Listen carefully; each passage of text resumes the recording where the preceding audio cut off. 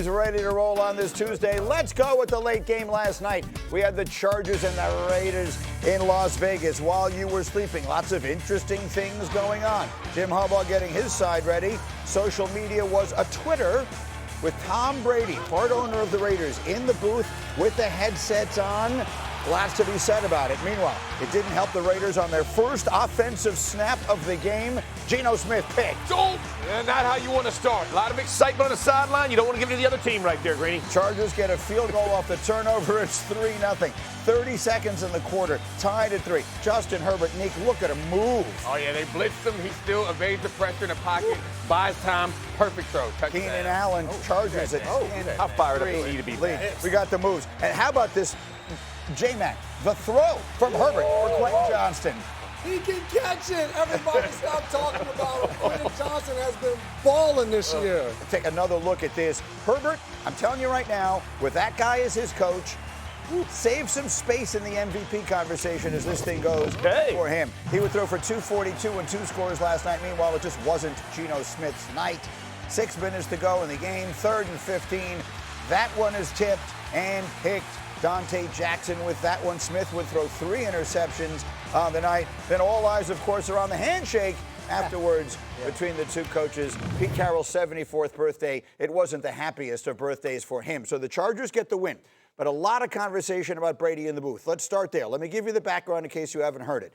The Raiders offensive coordinator Chip Kelly told ESPN that he speaks with Brady 2 to 3 times a week, going through film and the game plan for the next game. Pete Carroll was asked about that after the game. Here's what he said. That's not accurate. We have conversations. I talk to Tom. Chip talks to Tom regularly. I mean, we have a tremendous asset. And so, and we all get along well and we respect each other. And so we just talk, about life and football and whatever it comes. And he has great insight. So we're lucky to have him as an owner. Social media loses its collective mind, conflict of interest. We all understand how these conversations go. What can you tell us, Dan, about what the rules are? Well, I mean, first of all, like if he's part owner of the team, like if he wants to talk to the coaches, like that it was made clear when he bought whatever percentage of the team, 10% of the team, that he was going to be involved in the operations of the team. So that's not a surprise. The issue, of course, that people are raising is he's also the lead, broadcaster on Fox's Sunday games. Right. And in that capacity, he gets to go to production meetings, which are, behind the scenes, off the record conversations with coaches and players ahead of the game to help the broadcast crew know what's going on during the game. And he gets to go to practices. Now, the league put some rules in last year that because of his association with the Raiders, he couldn't do a normal schedule that a broadcaster would do. But even this year, they've relaxed some of those rules. So it doesn't feel like even though there are people around the league that complain about this, it doesn't feel like the league's interested in doing anything about it, resolving that conflict of interest issue. He's also way overdressed for the coaches. like that's the other thing, right? Like he looks out of place up there. My understanding is that he attends those meetings with the coaches during the week virtually, meaning he's not actually in the building and he doesn't attend the practices. So there are some rules that remain in place for him. His first year, he wasn't allowed to speak to them at all. So there's that. Let's dive into whether this really is a thing or not. Like we live in a world now where we make everything into such a big deal. You do games every single week. How much information do you get, would you say you get from those conversations that if you wanted to be clear, you never would do this, but if you wanted to use them for the benefit of another team, how much of it could you actually? It's such a tough question because it's so different depending upon the coach. But in those meetings, you are fully discussing what the team is going on that week, specific to a single game. So you may get into what players are available for the game that given Sunday. You may get into a little bit of what your philosophy is going into that game. So you do get a lot of information that if you went out and just spread it out, it would be very difficult for those teams.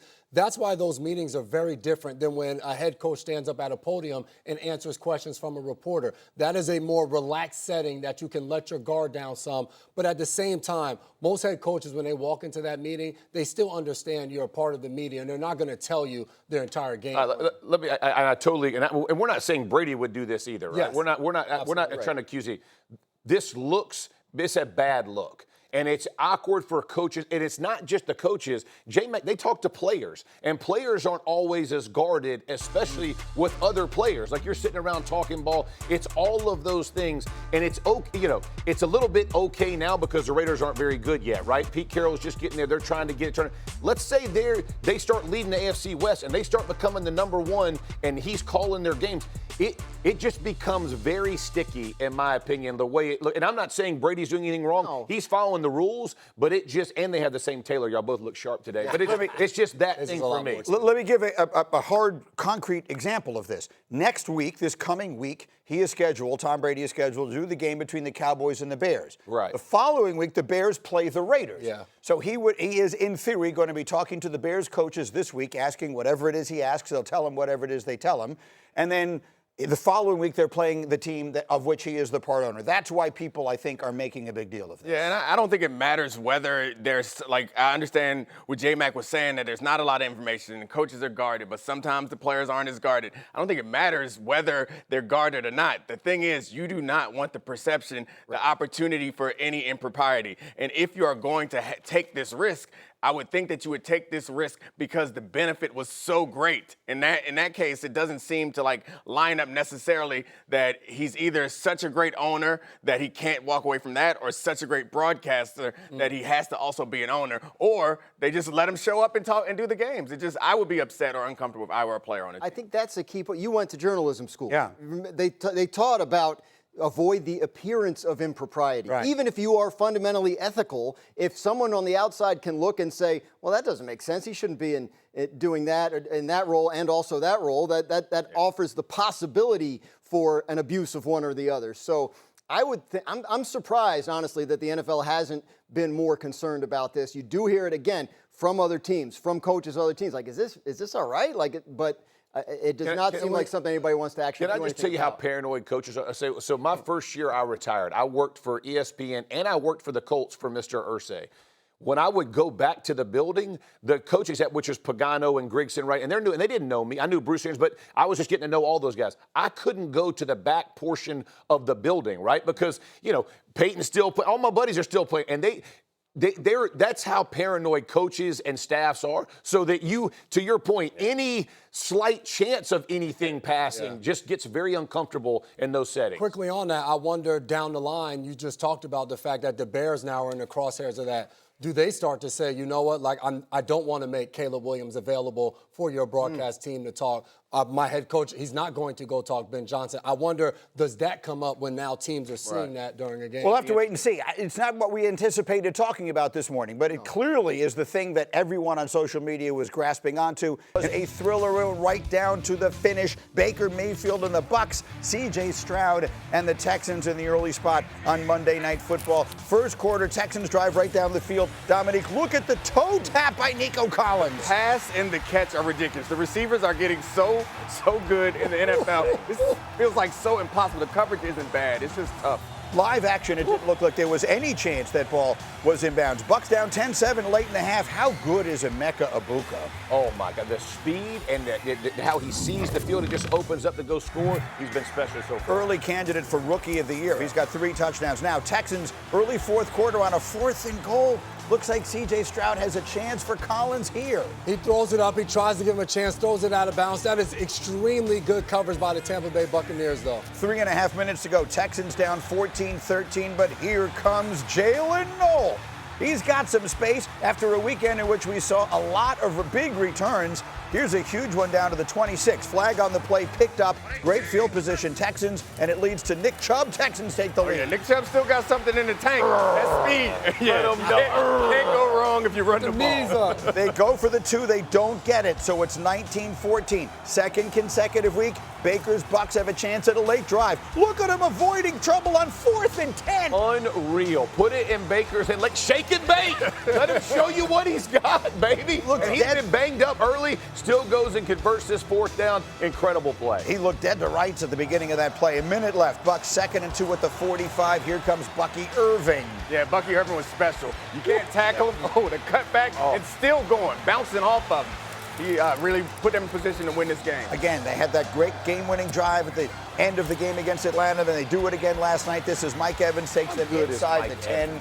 Mike Evans still doing it. 9 seconds left, and here goes Rachaad White. Touchdown, ball game, clutch game-winning drive for Baker and the Bucs. They win it 20-19, and so they are 2-0 with 2 last-second wins. And so the question to me is a pretty simple one. The answer may not be. I feel like yesterday we had a conversation about the big dogs in the NFC. It's Green Bay, it's Philadelphia, it's Detroit. Should Tampa Bay be in that conversation? They're right there, right on the cusp of it. I don't have them in that same tier as those top teams. For one, they're still not healthy. So I look at this team, and I would call them a resilient one. They're finding ways, you just talked about in week 1 and week 2, to finish games at the very end and find a way to win. That is without Tristan Wirfs. That's without McMillan. That's without Chris Godwin. All of these guys they don't have. I think that is a huge deal. He's giving you every reason they should be in there. That's why they should. They had 2 new tackles playing less and still find ways to win. This team is definitely in that same group. They've gone on the road against 2 good teams, beat them at their place. Again, coming back in the fourth quarter, you got to put them in that same category. This is a team that's won the division 4 years in a row. Yeah. They always are in the playoffs. So they have the experience and they have the talent. And you're right, they're going to get healthier. Yeah. Tristan Wirfs will come back, and the whole offensive. They're playing their starting center at left tackle, and they're 2-0. Respect. I love it. I love it. That's 2 weeks in a row, Graz. We're going to find something out about them. They get the Jets this week. That may not be a huge test. We'll see. But then they get the Eagles in 2 weeks. Yeah. So when the Eagles go there, September 28th, that will be an interesting No, I think it's going to be a huge test for the Eagles, too. Like, the way that they're playing up front, their ability to run the ball, it seems like that's separated a few different teams in the league right now. There are some teams that can run the ball on early downs and some that can't. It wasn't easy for them last night against that great defense, but when they needed plays, they made those plays with running backs. All right, so when the Monday night doubleheader wraps up week 2 for us, that means it's in the books, and we